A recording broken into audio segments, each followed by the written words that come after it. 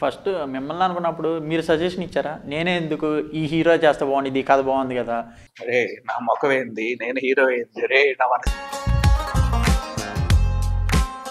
అసలు మీరు ఏమైనా సజెషన్ ఇచ్చారు సార్ ఈ హీరో అని? వాళ్ళు మమ్మల్ని రాంగ్ వేలో డైవర్ట్ చేసిన వాళ్ళు కొంతమంది ఉన్నారు. వీళ్ళని అన్ని తప్పించుకొని జాగ్రత్తగా వచ్చి పద్ధతిగా ముందుకు రావడానికి లిటరల్ గా పాకులాడిపో. ఎందుకంటే ఒకళ్ళు వచ్చేసి బ్రో మేము ఇండస్ట్రీలో మేము తురుపు మేము ఇది అని చెప్పి గైడ్ చేస్తారు, తర్వాత రెండు అంటారు, నెల 2 నెలలు వెయిటింగ్. ఆ పడిన బాధ ఎలా ఉంటుందంటే, ఇప్పుడు ఎవరైతే ఇంత హుందాగా పాష్గా కనబడుతున్న మనిషి కర్రలు చెప్పుల మీద వేసుకొని బీచ్ లోకి ఒక అంటే వికాస్ గారు మరి పర్టికులర్ ఇంత పెద్ద మూవీ అంటున్నారు, మొత్తం సస్పెన్స్ అంటే ఒక ఎలా చూడాలంటే మాస్ హీరో, ఎగ్జాంపుల్ అడివిశేష్ గారు ఇలా, సో ఇలాంటి హీరోని తీసుకోవాలి. మరి వికాస్ గారిని సెలెక్ట్ చేసుకోవడానికి కారణం ఏంటి? యాక్చువల్గా ఇది కూడా మంచి క్వశ్చనే. సో అంటే మా ఒపీనియన్ ఏంటంటే ఇది ఒక ఫ్రెష్ కాన్సెప్ట్. అంటే ఇది అంటే మీకు చూసినట్లయితే ఇండియన్ సినిమాలో చాలా సైన్స్ ఫిక్షన్ మూవీస్ వస్తాయి, బట్ చాలా లిమిటెడ్. ఒక 5 ఇయర్స్కో 6 ఇయర్స్కో ఒక మూవీ వస్తుంది తప్ప రెగ్యులర్గా రాదు. అవును, ఓకేనా. సో ఇది ఒక ఎక్స్పెరిమెంటల్ మూవీ కాబట్టి మాకు ఫ్రెష్ ఫేసెస్ కావాలి. సో అంటే ఎక్స్పెరిమెంట్ చేసేటప్పుడు ఆల్రెడీ నోన్ ఫేస్ అనుకోండి, మా ప్రొడ్యూసర్ గారు అయితే పెద్ద మన అంటే మీరు అన్నట్టు అడివిశేష్ కానీ అలాంటి వాళ్ళని ఈ పర్టికులర్ జోనర్లో ఉన్న వాళ్ళని పెట్టుకుందాం, సో మనకి కూడా ఆడియన్స్ వస్తారా అని ఎప్పటి నుంచి పట్టు కూర్చున్నారు. బట్ మేమన్నామంటే ఎక్స్పెరిమెంట్ మూవీ కదండి, సో వాళ్ళ వరకు వెళ్ళడం మనకి అంత దొరకవు, వాళ్ళకి కరెక్ట్ కాదు. మనం ఫ్రెష్ ఫేసెస్ వెళ్దాం, మన స్టోరీ అనేది బాగుంది, ఇది ఫస్ట్ టైం ఇట్స్ టైం మన ఇండియన్ ఇండస్ట్రీలో ఇది ఒక మా నమ్మకం అండి, ఇది ఓవర్ కాన్ఫిడెన్స్ కాదు, ఒక కొత్త రకం కాన్సెప్ట్ అని మా ఫీలింగ్. సో ఆ విధంగా ఫ్రెష్ ఫేసెస్తో వెళ్దాం అనుకున్నాం. యాక్చువల్గా ఈయన మాకు అంటే సత్యప్రసాద్ అని ఒక అతను ఉన్నారు. యాక్చువల్గా మా బ్యానర్ V4 సినీ క్రియేషన్ కదండి, నలుగురు కలిపి ఈ బ్యానర్ని రిజిస్టర్ చేయించాం. యాక్చువల్లీ ఆల్ డాక్టరేట్స్, అంటే ప్రొడ్యూసర్ గారు కూడా డాక్టరేట్ అంటే ఇంజనీరింగ్లోని, సూర్యం గారు ఆయన డాక్టరేటే, డైరెక్టర్ గారు ప్రదీప్ ఆయన కూడా డాక్టరేటే, మెకానికల్ ఇంజనీరింగ్, మాదంతా ఇంజనీరింగ్ బ్యాక్గ్రౌండ్. సత్యప్రసాద్ అని ఒక కోఆక్టర్, అదే లివింగ్ స్టోన్ అని చెప్పాను కదండి అనదర్ క్యారెక్టర్, అది ఆయన, నేను, మా నలుగురు కలిపి V4 సినీ క్రియేషన్ స్టార్ట్ చేసాం. సో ఆ విధంగా సత్యప్రసాద్ ఎవరైతే ఉన్నారో ఆయనకి ఈయన ఫ్రెండ్, క్లోజ్ ఫ్రెండ్. యాక్చువల్గా బీటెక్ ఫ్రమ్ చైల్డ్హుడ్ నుంచి వీళ్ళిద్దరు ఫ్రెండ్స్. అలా వచ్చింది వికాస్ గారికి ఆఫర్. యాక్చువల్లీ ఈయన జస్ట్ హెల్ప్ చేద్దామని వచ్చారు, ఎలాగో మీ ప్రొడక్షన్ స్టార్ట్ చేస్తున్నాం కదా ఎలా ఉందో చూద్దామని, జస్ట్ ఓవర్లుక్లో చూద్దామని వచ్చాడు. వచ్చిన తర్వాత మేము ముందు ఈయన హీరో అని అనుకోలేదు, మామూలుగా క్లాజువల్గా మాట్లాడుతూ ఆడుతూ పాడుతూ తిరిగే వాళ్ళం తప్ప ఈయన హీరో అనుకోలేదు. డిస్కషన్స్ అయ్యేవి, అది బాగుంటుంది ఇది బాగుంటుంది అన్నట్టు కూడా మాట్లాడుకునేవాళ్ళు. సో సడన్గా మాకు అనిపించింది ఒక టైంలో ఈయన ఏదో మేడ మీద సంథింగ్ నడుస్తున్నప్పుడు ఫీచర్స్ అవి బాగానే ఉన్నాయి, సో వీటిని ఎందుకు పెట్టుకోకూడదు, ఫీచర్స్ అవి బాగానే కనబడుతున్నాయి, అరే మనోడు ఉన్నాడు కదా వేరే వాళ్ళ దగ్గరికి ఎందుకు వెళ్ళడం, మనోడిని అడుగుదామని చెప్పి అడిగితే, అమ్మో నాకు అసలు యాక్టింగ్ అంటే ఇష్టం లేదురా బాబు, మీకు ఎంత హెల్ప్ చేయమంటే నేను చేస్తా, నన్ను 24 hours మీ దగ్గర కూర్చోబెట్టుకొని మీకు ఏం పని చెప్పినా చేస్తా, నన్ను మాత్రం లాగొద్దురా బాబు అన్నాడు. ఆ తర్వాత మళ్ళీగా ఒప్పిస్తే సరే ఒక ట్రయల్ షూట్ చేద్దాం, ఇఫ్ ఇన్ కేస్ నా బెస్ట్ నా పర్ఫార్మెన్స్ కానీ మీకు నచ్చితే కంటిన్యూ చేయండి, లేకపోతే వద్దన్నాడు. ఓకేరా మాకు అది మాకు కావాల్సింది అది ట్రై చేద్దామని చెప్పి చిన్న ట్రయల్ షూట్ చేసాం. చాలా న్యాచురల్గా చేసుకుంటూ వెళ్ళిపోయాడు. అంటే మీ బ్యానర్లో ఇదే ఫస్ట్ మూవీ సార్ లేదా? ఇదే ఫస్ట్ మూవీ. సో ఆ విధంగా ఇన్ని ప్రాజెక్ట్లోకి లాగాం.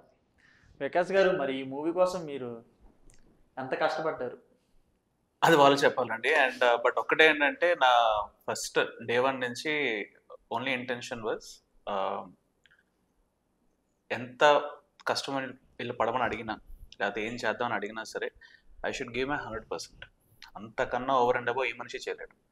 సో నా intention was I have to give my 100%. And ఒక్కటే ఏంటంటే భయం ఉండేది ఫస్ట్ నుంచి కూడా, రిమార్క్ రాకూడదు, వీటిని ఎందుకు తీసుకున్నాం రా బాబు అన్న రిమార్క్ రాకూడదని భయం అయితే ఫస్ట్ నుంచి ఉండదు. ఈవెన్ కొన్ని మూవీస్ చూసుకుంటే ఎందుకు తీసుకున్నాం, కొంచెం యాక్టింగ్ సరిగ్గా లేదని ఆడియన్స్ నుంచి వచ్చే రెస్పాన్స్.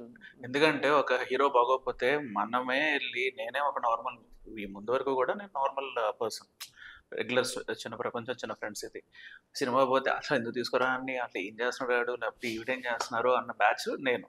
అలాంటిది ఇప్పుడు నేనే తెర ముందుకు వచ్చేసి నన్ను 100 మంది అంటారేమో, బ్రో ఒక్కటే logic, if in case I fit the bill అంటే రోల్కి సెట్ అయితే తీసుకోండి, లేకపోతే పిచ్చ లైట్ అందరూ ఫ్రెండ్సే నన్ను తోసి పక్కన పడేయండి, సెట్ అయిన తీసుకోండి. సో అలాగ వచ్చింది. బట్ డే 1 నుంచి భయం ఉంది ఏంటంటే I should give my 100%. And బయట వాళ్ళకి నేను నచ్చచ్చు నచ్చకపోవచ్చు, ఎందుకంటే వాళ్ళు ఇప్పుడు రైట్ నో కోవిడ్ తర్వాత బోల్డ్ యాక్సెస్ ఉంది, సో మనీ ఇది. నేనేమి తోపు తురుమని చెప్పట్లేదు, లేకపోతే నేను ఫెంటాస్టిక్ బై బర్త్ యాక్టర్ అని చెప్పట్లేదు, బట్ గివ్ మై 100%.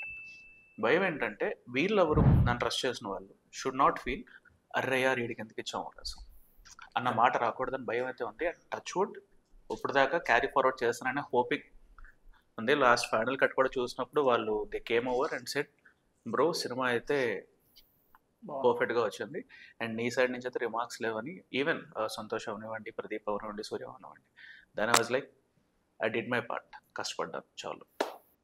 ఫస్ట్ మిమ్మల్ని అనుకున్నప్పుడు మీరు సజెషన్ ఇచ్చారా, నేనే ఎందుకు ఈ హీరో చేస్తే బాగుంది, ఈ కథ బాగుంది కదా, ఈ హీరో పనాలా హీరో అని మీరు అవును చెప్పారా? అనుకున్నా. వద్దు అనేసాడు కదా. నేను యాక్చువల్గా ముందు నుంచి ఏం చేశానంటే కాస్టింగ్కి లిటిల్ బిట్ హెల్ప్ చేశాను. అంటే ఈ పర్సన్ ఈ రోల్కి ఇతను హెల్ప్ చేస్తారు, ఈవిడ హెల్ప్ చేస్తారు, వాళ్ళు బాగుంటారు, అలా బాగుంటారు. ఎందుకంటే వీళ్ళు చాలా రిస్క్ చేశారు సీరియస్లీ. ఎందుకంటే ప్రొఫెషనల్గా వెల్ సెట్ ప్రొఫెసర్స్ అందరు హ్యాపీగా లక్షల్లో సంపాదిస్తున్నారు. డ్రాప్ డెడ్ వదిలేశారు అంతా, వదిలేసి కోవిడ్ తర్వాత జీవితాలే పోతున్నప్పుడు మనం కష్టపడి డ్రీమ్ వీళ్ళు 2011 నుంచి కూడా షార్ట్ ఫిల్మ్స్ తీసుకుంటూ వచ్చారు. సో లాంగ్ ప్యాషన్ ఉన్నది. బట్ వీళ్ళు at the same time reputed professors కూడా.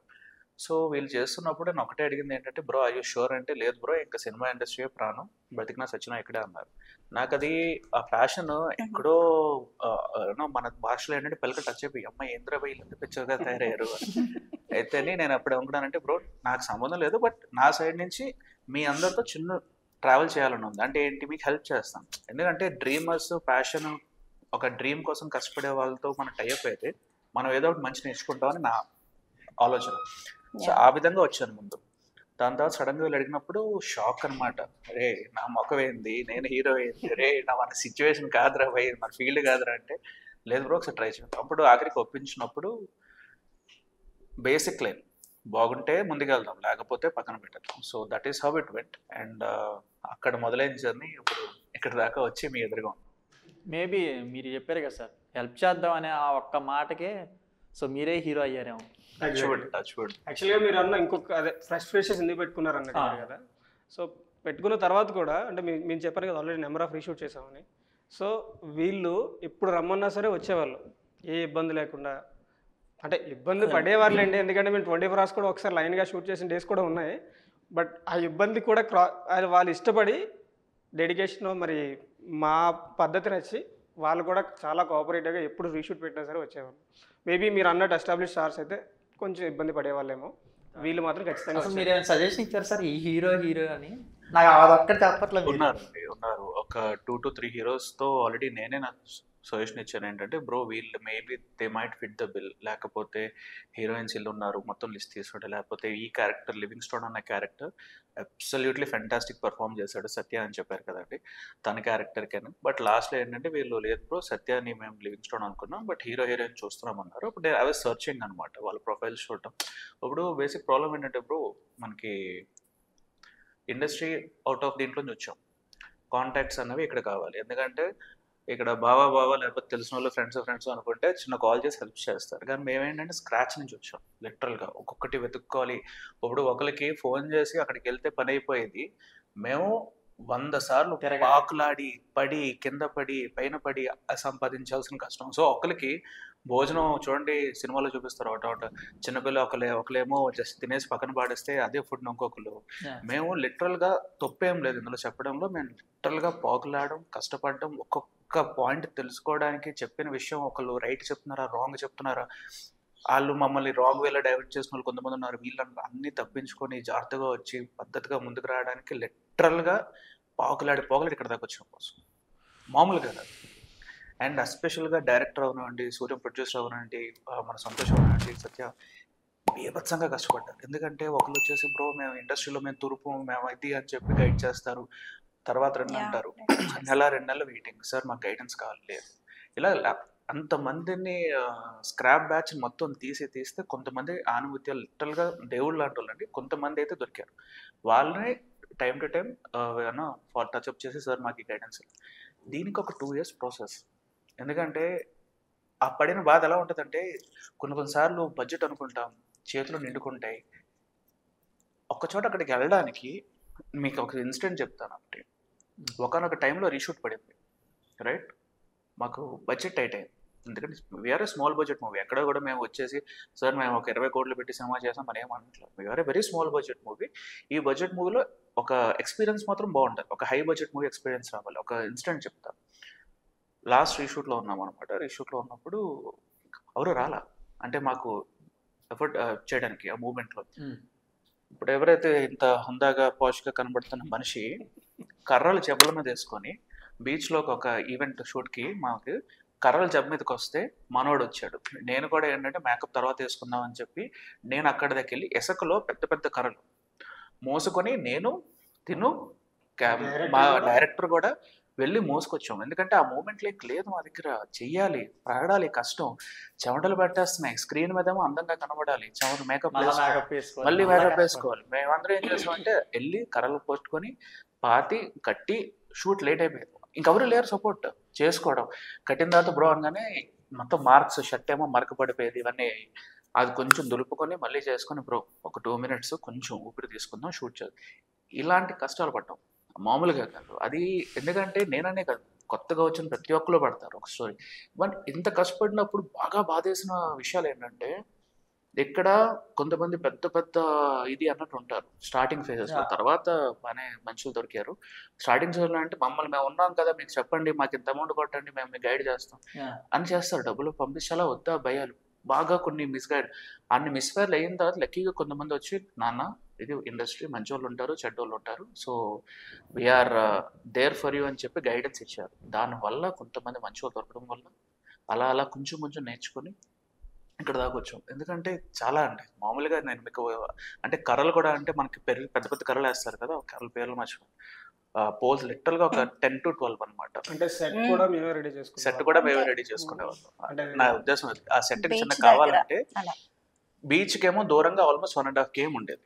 1.5 km ఒక్కొక్కడు ఒక్కొక్క కట్ట వేసుకొని నడుచుకుని వచ్చాం.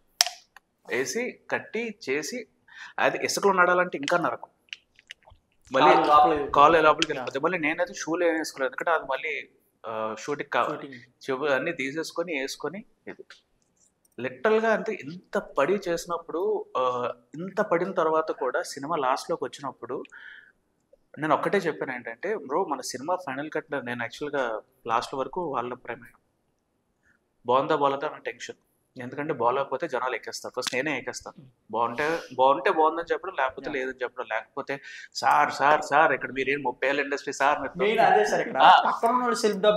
అదే మనం అలాంటి బ్యాచ్ కాదు, ఇది కాదు, బాగుంటే బాగుంది లేదా లేదు. అలాంటిది సినిమా చూసిన తర్వాత నాకు ఒకటే అనిపించింది బ్రో, మనం పెట్టిన ఈ బడ్జెట్కి ఈ ఎక్స్పీరియన్స్కి పీక్స్ అసలు 2 గంటల సినిమా బ్రీజ్ లాగా వెళ్ళిపోయింది.